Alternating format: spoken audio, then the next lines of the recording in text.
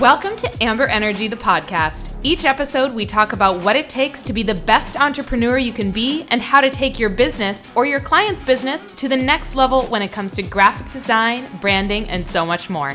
Let's get started.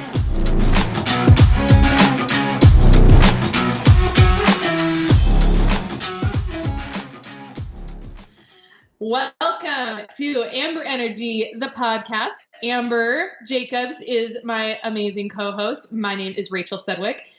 Amber, why don't you start off by giving us some highlights from your week, or a highlight? Yeah, so I'm stoked because I kind of it's like one of those things where you say and you put it out into the universe and it kind of comes back to you sometimes. So I'm excited about some prospects I got coming down. My goal next year is to kind of start going after some investment companies and holding companies and even PR firms. And so I got some kind of some fun things coming down the pipe that are kind of like the universe heard me maybe, and they're kind of coming back around. So I'm excited about some of those kinds of prospects. Awesome. Any personal highlights from the week? Fun things from Thanksgiving weekend? No, not too much. I mean, we had a good, downtime weekend.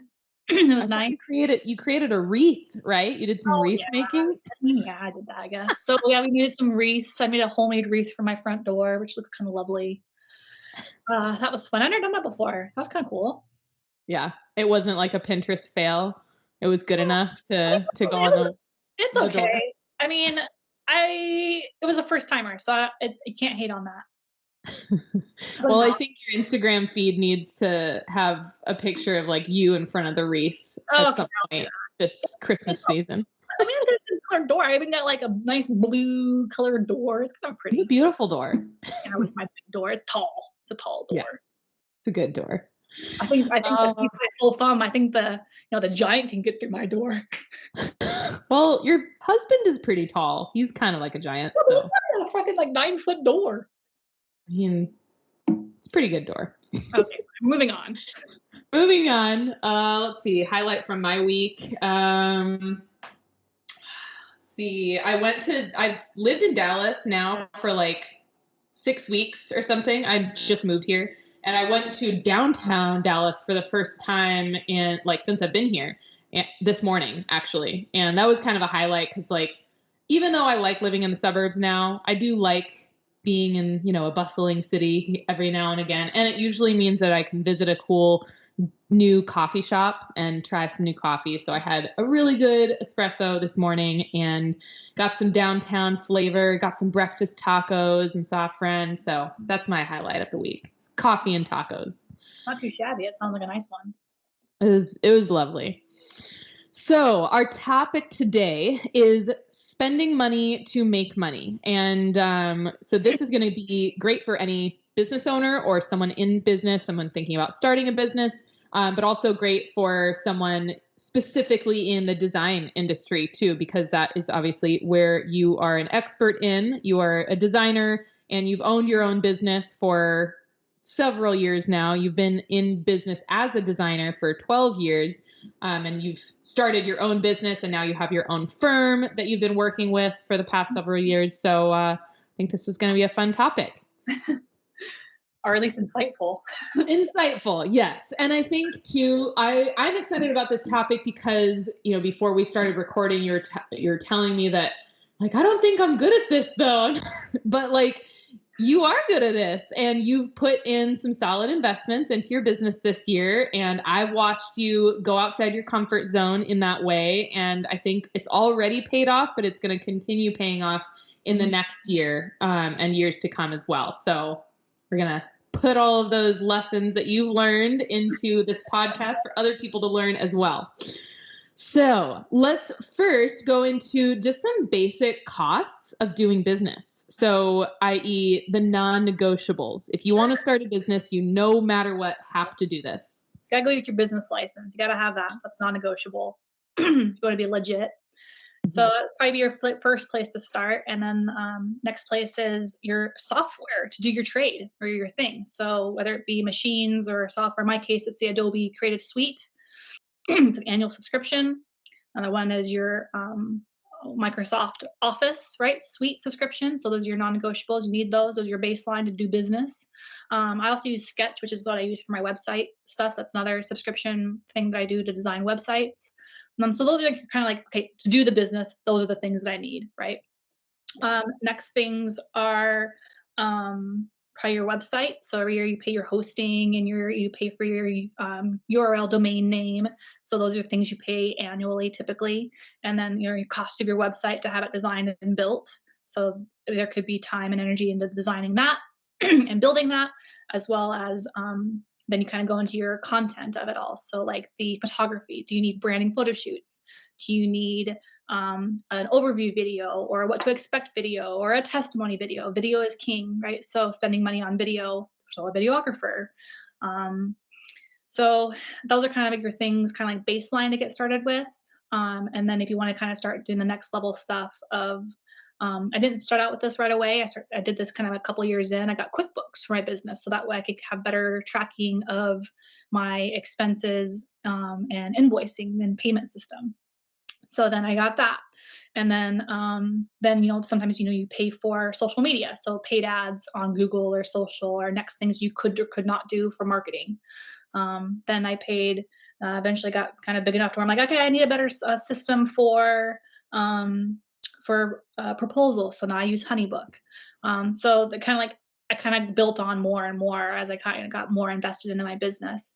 So another big thing you have to pay for is your computer, right? I need a nice big screen MacBook Pro. I need a big screen monitor to do my work. So there's kind of some things there, and then I do a lot of photography. So then I've invested in a nice camera and lenses and lighting and backdrops and different things like that for my photography stuff. So there's kind of like those baseline things you need to do your business, and then kind of those cherries on tops as you get going. Yeah. And things too, as your business grows that you need to do, like this year, recently, actually, you got a brand new website, right? Yeah, that was not what I had budgeted for the year, but it just has to happen, right? So Yeah. I had it done on a different platform, and the developer that was helping me maintain that platform decided to no longer continue doing business doing that. And so I had to like rejigger my plans on the year and have my website. Okay, new website. Yeah. And so, because then I'm like, oh, well, if I'm going to rebuild my website and redesign it, I might as well rip off the band-aid and do a new brand and photo shoot and like, get some video and like do some other stuff. So it was just kind of like a, practice what you preach moment and like just kind of do the whole 9 yards. So Yeah. it was an unforeseen couple of budget bits that I had to do this year, but that's the cost of doing business sometimes. Exactly. And that's kind of like goes into our why, as far as why is it important to spend money to make money? So like maybe tie it into an example. How will you spending this unforeseen money on your new website and brand photography, for example, how will that make you money as a designer and business owner? Right. Well, as a designer, I think, that's your face of your business. Like if you don't look the part, then why should people spend money on me? Right. Yeah. So it's kind of like looking the part to some degree. Like I better look like, I'm worth it. And I'm big time enough to like, oh, she's like fucking legit. So for me, I have to have a good looking website. I'm a personal brand. Amber Design is a personal brand of sorts. So I tell all my clients, oh yes, you need a photo shoot, and yes, you need videography, and yes, you need a responsive website. Well, god damn it, I better have it myself. So because what good am I if I don't practice what I preach? Yeah. So it's really important to me, and it'll pay off in spades later because I'm kind of leveling up my look and feel, and hopefully leveling up that type of clientele that I'm going after as well. Yeah, absolutely. Well, and especially because like you, as part of your services, your Amber Design does website design and logo design. And so like if you had a shitty website or a shitty logo or a website that didn't work, then how could you tell your clients that it's like a dentist with bad teeth, right? Yeah. It's like or an obese personal trainer, right, it doesn't work. Like it's like I wouldn't hire that person to do that for me if they don't look the part. So it's kind of just looking the part and making sure that everything is in alignment with what you say. Well, and also just not having like things that would disrupt or like distract a consumer if they're on your website. If they go to your website because maybe they were referred to you as a designer and they like can't navigate it, or they can't click on something, or like something disrupts their process in finding out who you are as a designer and what Amber Design is all about, then like that kind of turns a prospect off, right? Well, if it doesn't have a sales funnel too, which we can do a whole new podcast about sales funnels. Oh, but we will. We will. um, so Yeah. So, I mean, like, in essence, you having all of that set up and looking beautiful and being responsive, that's going to make you money in the future because you're going to get more clients that way. You're going to have less people that go to your website and say, never mind. I don't know about this girl. counts. Like, you're not going to get someone deciding not to work with you because of your website, right? Yeah, like not being functional or not loading properly, right? So I've also invested some money in some like image optimizers and Mhm. to help with my SEO and load times as well. Yeah, exactly. I think it's already doing wonders for you.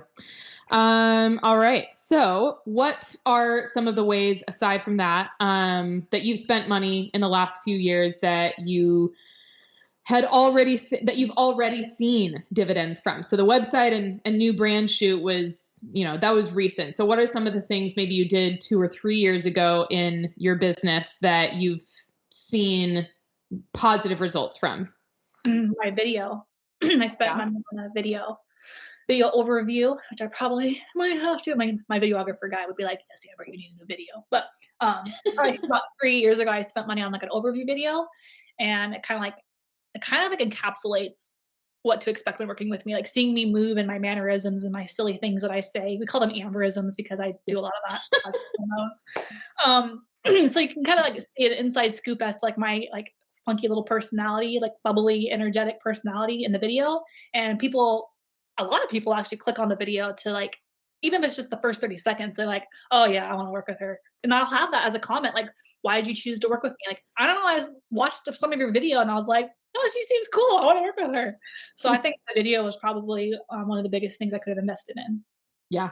Well, and I think the way that you go about your process, and honestly, the way a lot of graphic designers go through their process is like you're starting a relationship with the client. Like you really need to know everything about their business in order to create a great logo or a great website or brand identity. Like it's very personal, even if it's not personal because it's their business. Like there's a level of humanism and personalism. Like, do I want to work with this person? It's kind of like dating to some degree. Like, Yeah. do I even like this person? Do I, is she, funky and fun enough, or is she too outgoing enough? I don't know. Maybe I don't jive with that kind of personality type. So yeah, it's kind of a personality interview at first. Mm-hmm. Yeah. So I think that video is like kind of a nice first step of them getting to know you, and then they reach out, and then you do the call, and then they're just like hooked because oh yeah, this girl is great. I want to work with Awesome Amber too. That sounds great. Yeah. Well, cool. So video is a big one. Obviously, using some of the systems that you talked about before and like spending money on those systems. Yep, QuickBooks. Although I might consider another system now, but QuickBooks is good right now. Yeah. Cool. All right. So what are some things on the flip side that you've spent money on in your business that you regret or wish that you would have spent differently? Maybe a system or something like a tool. Nope, you have no regrets. You just learn. No regrets? Anything that you would have, that if you could have gone back, would you have done differently? No. No. Wow. No. It's all learning. Yeah. Build and learn and grow, build, learn and grow. So what are some of those lessons then? I mean, I guess like you could say that maybe I shouldn't have gone with Umbraco, but as that's the developer site that you used for your first website? Open source, really big in Europe. We thought it was going to go more popular in the United States, but it didn't, and that's okay. It was just a learning process. It just wasn't right or wrong. It just was. Yeah. But as far as like investments go, like I guess it could be people. Like there's some people early on a couple of years ago that weren't great investments and partners with my business, like as far as like contract designers that weren't good fits. But again, it's kind of like that live and learn. Yeah. There's not right or wrong. It's just live and learn. Yeah. Lessons build us up to who we are now. Exactly. So I wouldn't say there's like real big regrets or why I wish I would have done it differently. I think it was just my natural organic progression with learning business. I didn't learn business in school. I learned how to be a good graphic designer, and I learned the business chops along the way. One thing that I probably need to invest in, but probably haven't invested in, would be probably like really nailing down like some, probably working with an attorney to nail down, business contracts and various things like that. But I haven't gone there yet. Soon, someday soon.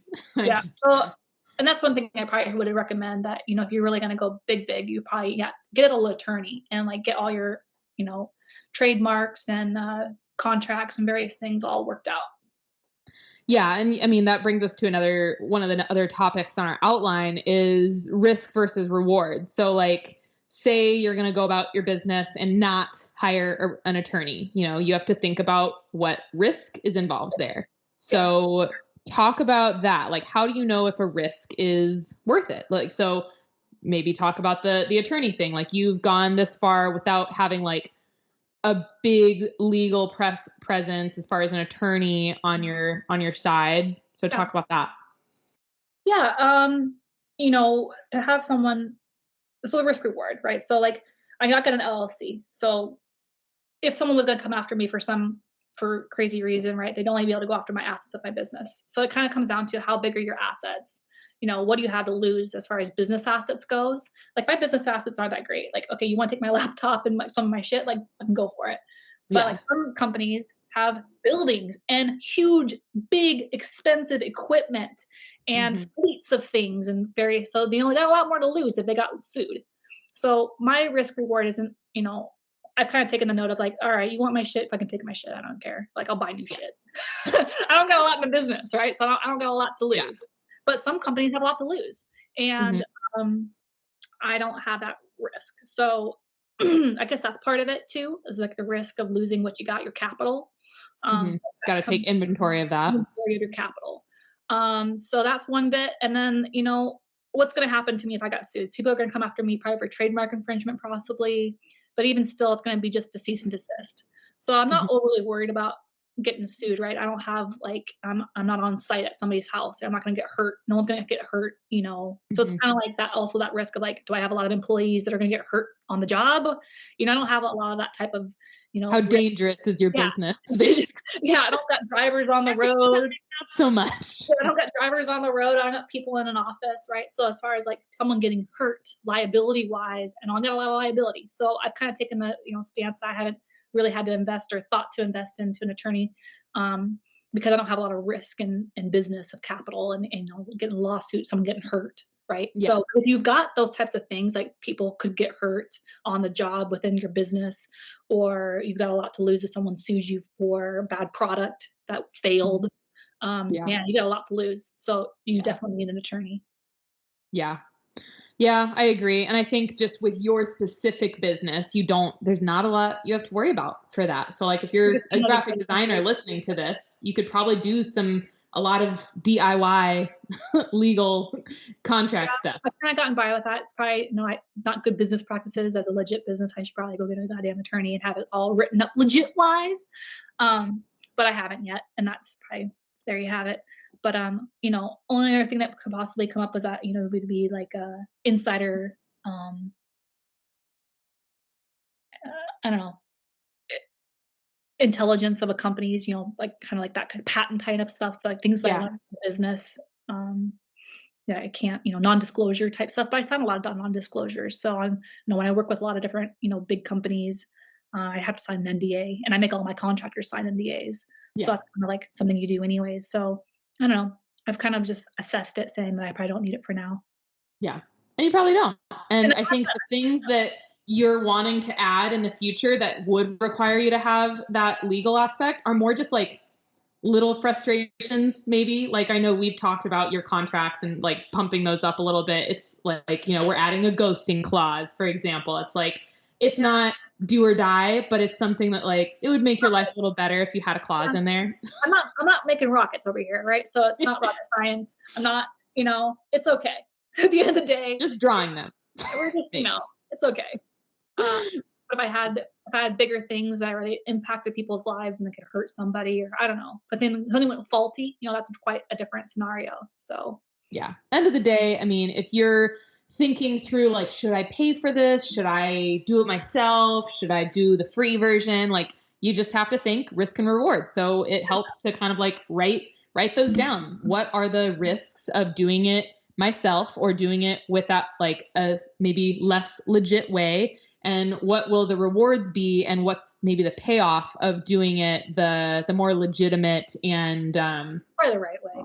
the right way? Yeah. This is all what But it is. is there really a right way to do everything? I mean, some stuff there is. Fair. Yeah. All right. So next question. This is a fun one. If you were given $100,000 tax-free to spend on your business right now, what would you spend it on? It can't be anything for you personally. You don't get a bag or a car. It has to be for the business.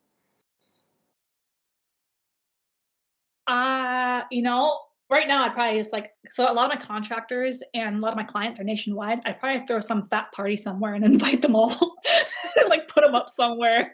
That'd probably be like Do a retreat. yeah, like a retreat, like in the Bahamas or something. Let's go somewhere fun. So I don't know. I'd probably spend it on my people in some really cool way. Would be one way I'd do it. One thing I'd probably want to do, because I had some of my contractors and my clients I've never met before, so it'd be fun to meet them in person. Yeah. So that would be one thing. Other than that, I'd probably just go full board into some marketing dollars and really kind of turn that up a lot. But it'd probably be just those couple of areas within marketing. I might consider hiring some people full time, but right now I don't really need to do that. Yeah. I mean, if you spend money on marketing, right, then you get a lot more business, right? And hence may need to hire more people. But yeah, I feel like where you're at right now, you have a few contractor designers working with you. You have me, your operations conductor. Yeah. So I feel like I'd probably just go have a fat party if I had extra money. Let's get out of COVID. Let's go have some party time. Yeah. Yeah. Let's go to some cool retreat and do it up well. I don't know. That's probably what I would do with my money. No, I don't really have any vision of wanting an office space. I think, I've always wanted to have a remote business. Yeah. Well, you have a great home office set up now. You probably have your baby on the floor somewhere. Husband maybe has the baby right now, but no, but for me, I was a kid in the 90s. I always thought it was weird, coming into the working situation in the late 2000s of why the fuck do we need to be butts and chairs in an office space? Don't we all have Microsoft Teams? If we're on a computer. Because Skype was a thing before Microsoft bought it. But it's yeah. If we've got Skype and we've got electricity and Wi-Fi, why? And we're emailing people 2 doors down. Why the fuck do I need to be here? I've always had this dream of if I could be in Fiji or whatever, doing my work, as long as I hit the deadline, why the fuck do you care where I am? Yeah, exactly. I was always like that. That's probably why I was never going to be a very good employee, because I was always so confused by that office model of butts and chairs and the 9 to 5. I was like, this is so stupid. Yeah, I'm the same way. I've now been working fully remote myself, just in the various industries I've worked in for the last 2 years almost, or year and a half. And it's so nice. As long as I can get my stuff done, it's good. Sometimes I'm working till 3 p.m. Sometimes I turn back on my laptop at 8 p.m. It's just a matter of what I feel like I have capacity for. So. Right. So I've always felt that way, even pre-COVID, right? Mm-hmm. So I was always probably a really bad employee, because I was I don't know why I got to be here right now. I should be on a beach somewhere. Doing the same goddamn work. Yep, exactly. So, all right. So if you had $100,000, you'd spend it on big party for your employees and or some marketing dollars. And my clients. They're coming too. Yeah. Oh, clients are coming too? All right. Partners, cool. We're going to have a fucking party. Well, make sure, I know you've had some barbecue sauce clients and some liquor clients, wine labels. Make sure you bring those ones, because then they can bring the goods. And don't forget the ganj. Oh yeah, Spady Bud. Ladybug. I mean, I'm here for that too. Why not? It's legal. Let's go. Big party. Yeah. Just kidding. Not kidding. Not really. Not really. But yeah, I think the marketing thing is one thing I want you to touch on is like, how do you decide to spend money on marketing? I know you as Amber Design, you really haven't spent much, if anything, on marketing, right? I've just been relying on a good rep, word of mouth, and never burning a bridge, and staying top of mind on LinkedIn and email. I'm really good at that. But they say, you should spend like anywhere from 5 to 10% of your gross income on marketing. Yeah. Well, and I think what you just said too is important for a listener who's in business with them for themselves, or owns a business to consider as like, that is also an investment. That's also spending money, even though you're not like, here's my money, post this ad, you're still spending your time and your commitment and your capacity on things like, never burning a bridge and keeping up good relationships and SEO. Like you're doing good work and therefore you're getting a lot of work from referrals or repeat business. Yeah, And SEO is on a pretty good point right now too. So oh yeah, I mean, people find you all the time when they just search graphic designers on Google. Pretty amazing. Yeah, so I must be doing something right, but I haven't spent a red cent really on like actual paid Google or actual paid social. Yeah. And you have to like, if you're gonna do it, you have to kind of go in all in. You can't just like, it's gonna spend $100. Like that ain't shit don't work. Like either you're all in or you're not. Like you got to kind of play the game or you don't. You have to have a plan. If you're gonna do any kind of ads, like you have to create some like robust sales funnels and all of the things like we're going to talk about on another episode, but like SEO, you have to know about SEO, what it means, how is it going to work for your business versus another business, what's going to put you at the top of that Google page and what's going to make you stand out as a business without spending money. Yeah. So there's that. And then, targeted ads and their various things too. So, the other thing that people do is, they're investing in, some people do trade shows, some people, they're out in different ways with sales. Yeah. Or they join groups, right? They like, you're part of a few networking and like entrepreneur groups. Maybe talk about that a little bit and how that's paid off. Yeah. It's just part of that network. People, it might not happen overnight. Sometimes you got to keep going and going and going. But yeah, it's about networking and that paying, kind of like that pay to play a little bit, kind of like gain access to those types of folk that you want to hubnub elbows with. Mm-hmm. Sometimes you're paying for that, and that's okay. But you kind of get, again, what you pay for. And if people don't know about you, how the heck are they supposed to hire you? So you got to be out there. And that's one thing I think as a designer, a lot of designers, we're not typically good at selling ourselves, marketing ourselves. A lot of designers tend to be more introverted. So if you're going to be a business owner or someone going into business for yourself, you better be gosh darn good at selling yourself and getting out there and being unique enough to want to be hireable. Or having a partner that's going to do that for you.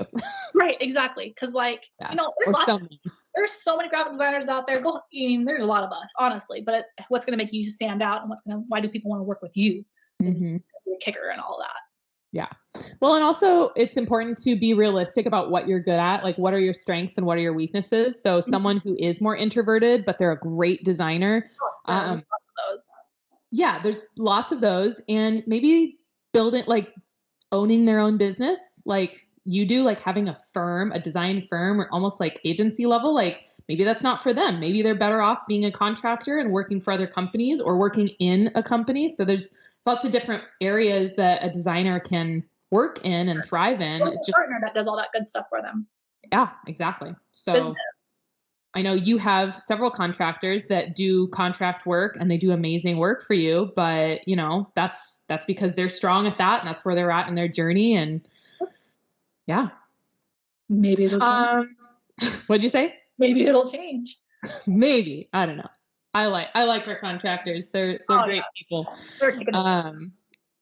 All right. So next question is, speaking of like other designers and other people starting a business, what's some advice for you that we haven't covered already, or advice for people starting a business on a budget?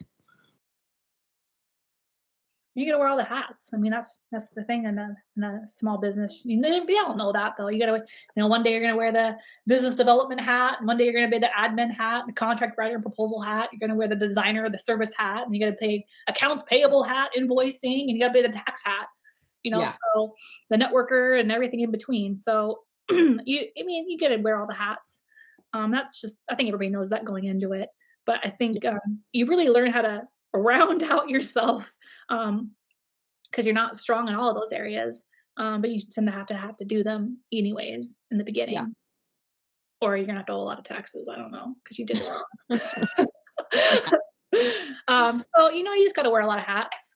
Hmm. Well, and finding ways that you can save money that is not going to like do any disservice to you, and like it's going to be good for your business. I mean, there's a lot Right. of free things out there, like the various, like, I don't know, when I first got started, I didn't have Intuit QuickBooks, but I was really good at, organizing all my receipts by category.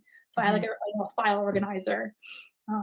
And then, I had like a free mileage tracking app that I used for a while, before I got QuickBooks. So Find kind of, ways to automate. yeah, so you kind of have like little things that you use to kind of get yourself organized, but maybe on the super cheap budget when it comes to running your business. Um, but you do that, and eventually you're like, okay, I'm tired of doing it this way. I've finally quote making it a little bit. I'm gonna pay for some better services to help keep me more organized. That helps my bookkeeper. That helps my whatever to, make my business better. And also Well, like think about, things that you don't want to do. yeah, exactly. Think about the things that take you so much time and effort and like frustration because you really don't like doing them, like organizing all your receipts and stuff like that. And like, wouldn't it be easier? And then what time is it going to give you back if you do something like, using QuickBooks or using a system that does something for you or automates some part of the process as a business owner? Right now, I've got a bookkeeper that helps me with my S corp, my payroll, right? Because I Mhm. don't want to deal with that. So they deal with all that. And they pay Washington state taxes. They pay my federal taxes. Give me my Mhm. paid stubs. They take care of my taxes every year, and I just don't want to deal with it because not my jam, yo. Yeah, exactly. So delegation is a big part of being a business owner. And especially as you kind of level up out of the like, okay, it's just me, then eventually you'll get to a point where you can delegate things and not only, have more time for you to do the work that you love, like you on your side, like you have more time now to be a designer and design beautiful things for clients. Now that you have some people doing things for you, you have systems automating things for you, but also just more time to live your life outside of your business so you don't feel like you're working 24/7, because I think that's something that a lot of business owners fall into is that they find that, yeah, I'm not a butt in a seat anymore, but I'm literally working 24/7. Plus, that's not good. They're not very disciplined. I think that's a problem with business owners not being disciplined with office hours. Yeah. So I'm very disciplined when it comes to my office hours. I'm, 8 to 3. That is it. That's all you got me for office hours. I'm very disciplined. I don't jump back online. Anything after that can wait till tomorrow. Because I have a family. I have 2 sons and a husband, and I like to go do things. So I'm really strict on my business hours, Yeah. and That's important. I don't think a lot of business owners tend to be. Yeah. And I think you've proven that like you don't need to be that way. Like you can have those boundaries and your business is still thriving. You're still Work getting smarter, business. not You're harder. still doing great, making the monies. Yeah. Work smarter, not harder, and set good boundaries. Set good Hmm. expectations with your prospects and clients. Yeah. I don't think enough agencies and people do that. Yeah. Realistic. Because they're so afraid of like losing the client or not getting enough clients, not getting enough business. It's like, well, why not just focus on the quality, set your boundaries for your own mental and physical health, It's good for them and too. The let it fall where it may. getting rid of the churn. That's one thing I always hated about agencies is that churn, right? It's like Mhm. the client says jump and the agency says how high, and they may make sure that it gets done tomorrow at 8 a.m. And it's like Yeah. unrealistic expectation. Or a C-level person comes and drops something on your desk and you got to get it done by the next day, but they hand it off to you end of day and they expect you to work overnight to get it done. That's unrealistic Yep. and not cool. And like that Yeah. shit happens all the time. And I'm not for that. So you better set realistic boundaries and expectations. Yeah, exactly. Respectful Well, boundaries, realistic expectations. yeah. I think it's so important as not only a business owner, but someone just like, if you're working at a company, like figure out what your boundaries need to be for you to be able to keep thriving and being happy. Yeah, like I don't expect my contractors to, work on something, right? So it's like, are you available and interested? You gotta ask them, right? I think that's a whole other thing that I think contractors tend to like get, like they presume their availability, and or presume their availability. Mm-hmm. So I think that sucks, and I think that happens a lot. They take advantage of people, and I'm very cognizant of that because I used to be on the other end. So I'm always like, "Are you available next week? Are you available for the project? Are you still interested in this project?" Like, because they might not be, or they might have booked out and now they're not available. And you don't take it personally, and you don't make it count against that contractor if they say no. And I think that's why you have such great contractors. They're not my employees. Yeah. Like they're their own bees. Like that's just the end of it. So are you available and interested is, what you gotta ask. Yeah. Well, and that's why you still have good ones that are available and interested ongoing. So because I respect them, I respect their time, and I value them. Yeah. Plus, you've built a good little culture with Amber Design. You're on the small side compared to big design agencies or whatever. But I think we've talked about this before. Is like if Amber Design was to become like that bigger sized agency, like you're doing things the way that you would have wanted them to be done as a low, newer designer at an agency because you want to make the design world a better place. And you do that by leading from the front. Yeah, very much so. Yeah. Well, I think this was a great podcast just on the risks and rewards of spending money, not spending money. Hopefully anyone listening, still listening, got some good insights from this. Amber has been in business for herself in all the different ways for quite a while. And obviously she's still learning. I'm still learning, but a lot of her lessons are going to be lessons for you. So hopefully don't make too many mistakes along the way, but also share with me your mistakes or your things. Like I'd love to hear what. No. My listeners. You're hilarious. I didn't make any mistakes. What are you? You're like my shit don't stink. I'm gonna polish my shoulders. I'm good. But yeah, if you're a listener, share with us. Like if you're listening on a podcast platform that allows comments or reviews, like tell us your story. You can also reach out to Amber Design, and if you're a business owner or anyone needing help with anything to do with design, website design, development, brand identity, all of the services we offer, you can go to awesomeamber.com, or you can email amber@awesomeamber.com and get in touch.